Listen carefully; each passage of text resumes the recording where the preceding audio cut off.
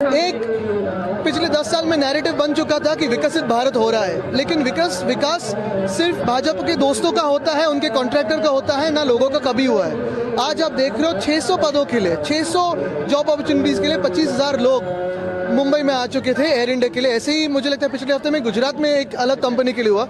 ये बात है कि आज जॉब अपॉर्चुनिटीज है नहीं, और जिसके पास जॉब है वहाँ फिक्स टर्म एम्प्लॉयमेंट हो या लेबर लॉ है वो बदलने की कोशिश करते हैं। ये काफी धोखादायक है हमारे देश के लिए। माझी भाव योजना जो अब सरकार लाई है, लेकर जिस तरह से आप जो सवाल उठा रहे थे, उस सवालों को कहीं ना कहीं पहली बात तो ये है कि ये सारा जो पैसा है 1 साल का पूरा सरकार दे, क्योंकि सरकार पे किसी का भरोसा रहा नहीं है। ये चुनावी जुमला है।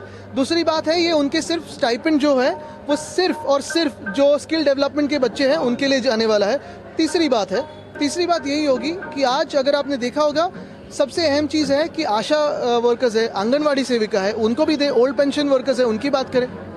ओल्ड पेंशन स्कीम है। जिस तरह से अनएम्प्लॉयमेंट को लेकर एक बड़ा स्टेप उठाया है, वो स्टेप अगर आपने देखा होगा तो हमारे काल में भी, महाविकास आघाड़ी के सरकार में भी हमने यही बात की थी कि 80% जो है जॉब्स वो लोकल्स को दिया जाए, महाराष्ट्र के डोमिसाइल को दिया जाए। लेकिन ये जो एंटी महाराष्ट्र भाजपा जो काम करती है, उन्होंने ये कायदा बाजू में रखा है। टेररिस्ट अटैक जो है कश्मीर में हो रहे हैं, बहुत की बात बीजेपी करती है, लेकिन अब जो 5 जवान हमने खो दिए क्या मुझे लगता है ये 6वां या 7वां अटैक है पिछले 2 महीनों में का। ये 4 जून के बाद जो नई सरकार बैठी हुई, उसके बाद भी, उसके पहले भी हमने सुना था कि नोटबंदी के बाद आतंकवाद बिल्कुल मिटने वाला है। कहाँ मिटा है?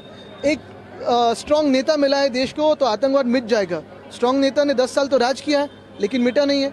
अभी यही बात है कि चाइना पे बात कोई नहीं करता है, पाकिस्तान की जो हमले हो रहे हैं उस पर बात नहीं करता है, या आतंकवादी हमले उस पर बात नहीं करता है। लेकिन यही वो भाजपा है जो हमारे किसानों को आतंकवादी कहलाता है। यही वो भाजपा है।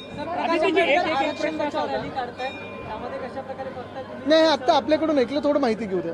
एक प्रश्न असा होता की विधान परिषदेची जी निवडणूक झाली, याबाबत जयंत पाटलांनी देखील एक खंत व्यक्त केली आणि शरद पवार यांनी देखील खंत व्यक्त केली की शिवसेनेची नक्कीच आम्हाला पण आवडलं असतं की जयंत पाटीलजी हे जिंकावे, आणि महाविकास आघाडीचं तसं कॅल्क्युलेशन होतं, पण आपल्याला माहिती आहे की 2 सीट जिंकलेल्या आहेत आणि लवकरच विधानसभेत महाविकास आघाडीचा विजय होईल। चला। न्यूज नेशन अब व्हाट्सएप पर खबरों के ताजा अपडेट के लिए न्यूज नेशन के इस QR कोड को स्कैन करें।